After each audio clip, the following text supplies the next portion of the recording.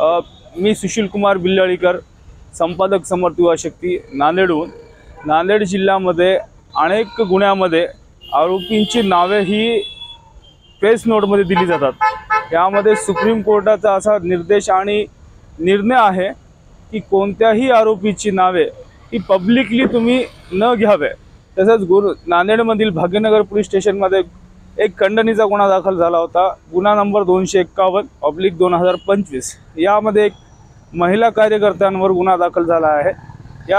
त्यांनी त्या महिलांची बदनामी होईल ह्या पद्धतीने नाव घेऊन शासनाचा सर्वोच्च न्यायालयाच्या आदेशाचं उल्लंघन केल्यामुळे नांदेडचे पोलीस अधीक्षक श्री अविनाश कुमार, नांदेडचे पोलीस शहर उपाधीक्षक श्री सुशील कुमार नायक, नगर पोलीस ठाण्याचे अधीक्षक रामदास यांच्यावर न्यायालयाचा अवमान करून त्यांना तत्काळ निलंबित करावी